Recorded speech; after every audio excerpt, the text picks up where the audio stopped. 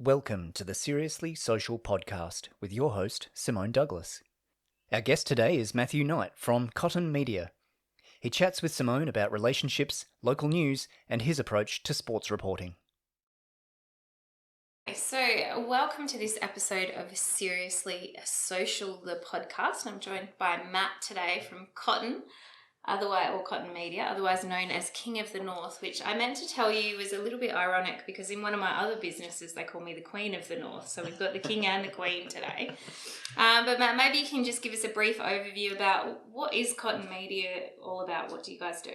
Yeah, thanks for having us, Simone. It's been a bit of a journey and something that we probably didn't expect to happen. But essentially what we do now is we work in the sports media space. So what we want to provide to local sporting organisations and sort of that next level is social media content that they can really engage with their supporters and their fan base.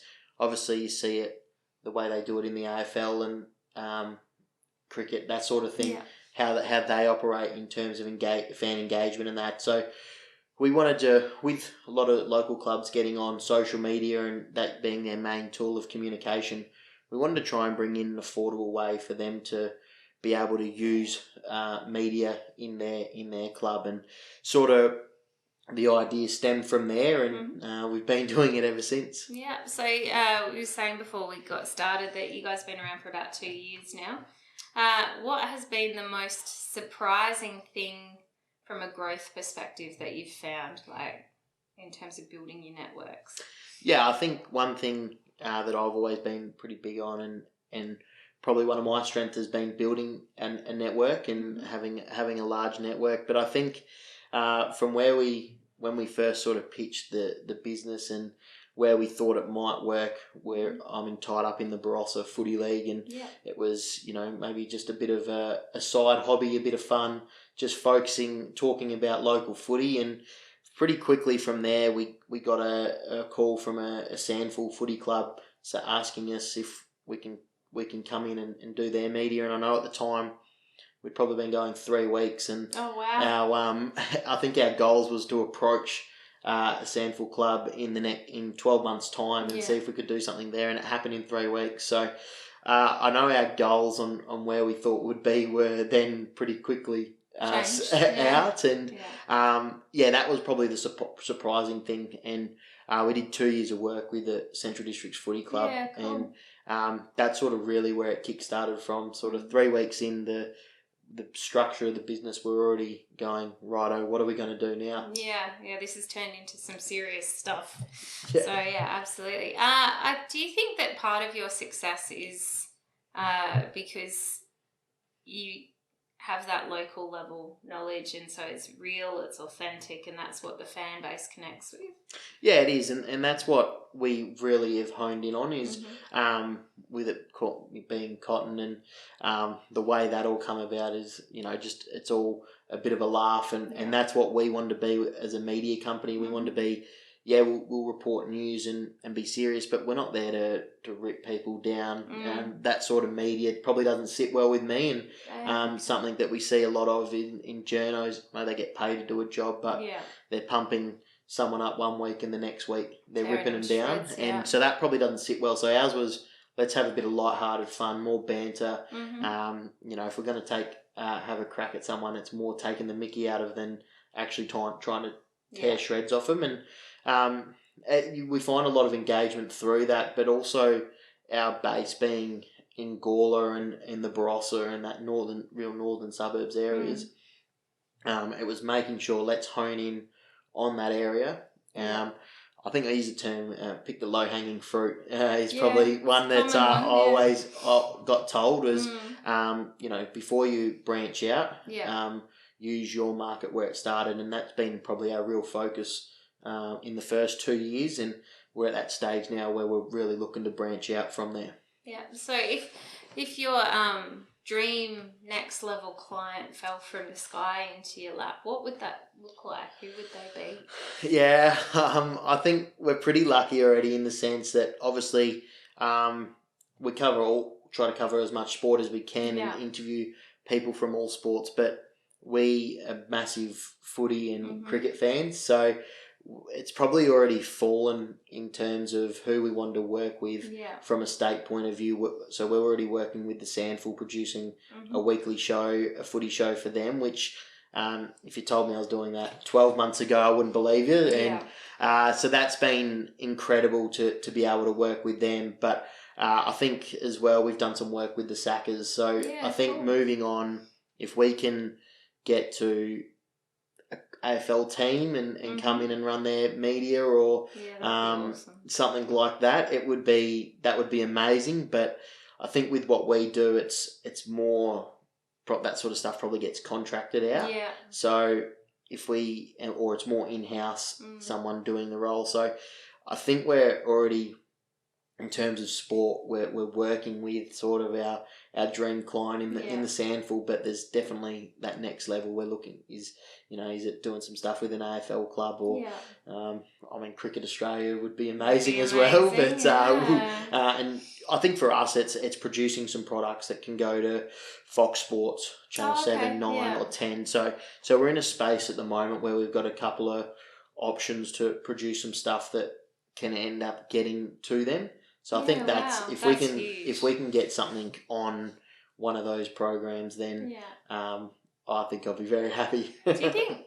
Because I'll often have conversations with people, in Melbourne or Sydney or elsewhere, and there's always not always. Sometimes there's a bit of an attitude. Oh, you're in sleepy little Adelaide. Nothing exciting happens over there. What would you say to people, who go, oh, Gawler Barossa, where's that? And yet here you are doing all this amazing stuff. Yeah, it's not many people know Gawler. Obviously, Barossa's pretty famous around the world, but you do, and things I've been told, and you look at media jobs and getting into AFL or that sort of thing, and a lot of them tell you got to move to Melbourne or you got to move to Sydney to do it. Even with reporting and the news and that sort of thing, they tell you got to go to Melbourne or Sydney. But I think because of that stigma as well, I think there's so much opportunity in Adelaide. Yeah. So that's what we look at, is that, everyone's already going to Melbourne. In Melbourne, they're already live streaming local footy games, all this sort of stuff. Adelaide, we've only picked that up over the last year or two. Yeah. So we see massive room in Adelaide to move and really hit that market. And I think there's a few other people, in terms of competitors for us, there's a few other people that do interviews and that sort of thing, but there's no one that provides a complete package like we do. So, we can interview your sports stars, but then we can come out and we can produce a coach's interview for your local club, or a show for your local club, or some content around that as well. So there's no one out there in Adelaide that's offering all of that. Well, the only one is KOTNmedia, who are working with the AFL. Yeah. So that's where we see the market from a local point of view is where we've got people that do stuff in different areas of our business, but not people that provide the whole package. Yeah, and that's a really strong place to be, absolutely. I think, certainly for us as a social media agency, one of the things that we found was we had to add on service offerings outside of what used to be our core offering, because some of our clients wanted an end-to-end provider. And there's nothing more painful than losing a client you've been doing really good work for just because they only want to speak to one person a month and not four. So it's a great spot to be in. Yeah, and that's what we've found is if we can provide a one-stop solution for a lot of these businesses that we deal with and sporting clubs, then it makes my life easier because I'm not having to chase new business all the time as much as we are, but it makes my life easier, and then they're comfortable because we've built that relationship as well. I think one-on-one relationships with people, they're probably with social media and phone use and that these days, probably something that's a forgotten trait, but I don't think there's anything that can beats going and sitting one-on-one with someone and building that relationship. Yeah, do you think you have an unfair advantage from that perspective? Gawler, I call it suburbia these days, but it used to be country. It's just that Adelaide and Gawler grew together almost now. But, there's a certain way, and I grew up in the country, there's a certain way you go about doing business and forming relationships where the person matters.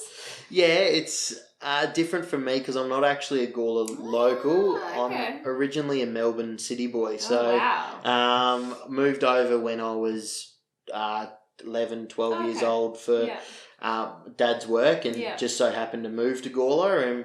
And I think I've learned a lot off my dad. So he's been a CFO and a CEO of big business. Mm-hmm. So I think it's just been something that I look back on now. I mean, I'm 25 now, but I look back on and, if you had a guest over, he was always the first one to go. Have you gone and introduced yourself? Have you said g'day? Yeah. From a young age. So I think that was their traits that I've picked up from him over the years and watching how he goes about business, that I just, it was just normal to me. Yeah.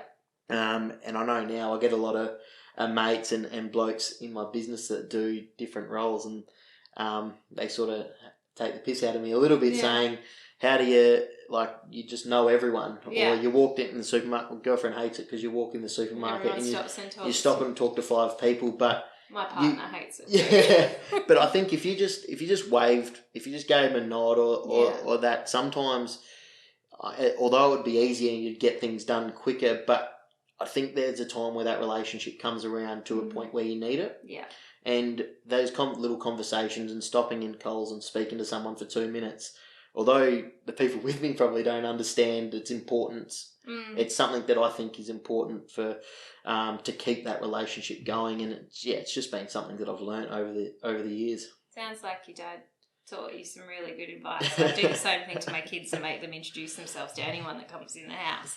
So, but there are a lot of people, and particularly, in your age bracket, there are heaps of people now, 20 to 25 who have their own businesses. They're, they're either startup or well established like yours. What advice would you give not to the 20 to 25 year olds, because to a degree they know what they're doing at this point, to the 40 plus year olds who are perhaps cutting off their nose to spite their face, or discounting the value of having those relationships? What advice would you give to the older people? Yeah, it's an interesting one, but I just think that I think it matters is the big one, and every interaction matters. So it's how it might be a beer down at the pub, and I see some of the best business deals get done at the pub. So I think it's just be open to it, and sometimes what you do find hard as a 25-year-old going to meet with someone that's ran their own business for 30 years or 40 years is that level of, you don't know what you're talking about, I know what I'm talking about. And we're in 2021, things are different to how they started, and it's how you approach that conversation. I was having this conversation with someone yesterday. The way you got to go about that conversation is you're not telling them what they need. You've almost got to make them think themselves that's what they're telling you what you need. But and they've never had Facebook, they've never had Instagram, they don't. But they're probably you got to make them work out that they know that they need it. So I think the relationships is a big one, and building that rapport, and maybe later in life it's something that you take a little bit for granted. But I think you just keep they matter. So keep making them happen. Absolutely. I think my radio show this morning was all about no cup of coffee is a waste of time, because sometimes some people get to a certain stage in their career or their life and they're like, you don't have my phone number, then you're not meant to have it. And it's like, really, you might really want me to have your phone number. You just don't know that you want me to have your phone number. And I think it's that thing of, relationships come in swings and roundabouts. I think that's a really good spot to end on. I really look forward to seeing your company continue to grow, and hopefully you do get that AFL team or something to do with it. Or I think, the idea that a local company, that's 2 years old, is ticking all the boxes and can produce something that will happily go on Fox or somewhere else, is phenomenal. So you must be incredibly proud of what you've been able to achieve in the business. Yeah, we are. It's still a bit of a whirlwind, and you still got to sit down and pinch yourself of what you're doing before to where you are now. Yeah. And it's amazing. I love it. It's hard work, especially with the pandemic and what we're going through at the moment. It's hard work, and it's a lot of hours. The time you put in for the return at the moment is probably not great, but it's what where it is in 10 years, and I think that's when I'm really going to sit back and was it a pass or a fail? But at this stage, it's amazing to be involved in, and we're just going to take it in our stride and see what happens. Well, I think you raise a really good point. My thing was always, so long as I'm enjoying what I'm doing, so long as I get a buzz out of like doing what I do, then it's fine. The day that stops happening, I'm going to look to sell it. But you know, we can have a bad day. We just don't want to live there. Matt, thanks very much for joining me today. It's been great having a chat. And you'll find all of Matt's social media links and his LinkedIn links in the bio for the podcast. So look him up. And if you're in sports and you want to talk to a media company that can make you guys look good and allow you to connect with your local market and your fan base in a way that's authentic and honest, it sounds like Matt is your guy. Thanks very much. Thanks for having us, Simone. We hope you enjoyed this episode of Seriously Social. Check our website for the latest news, show notes, and for details about Simone's latest book, Confident Networker.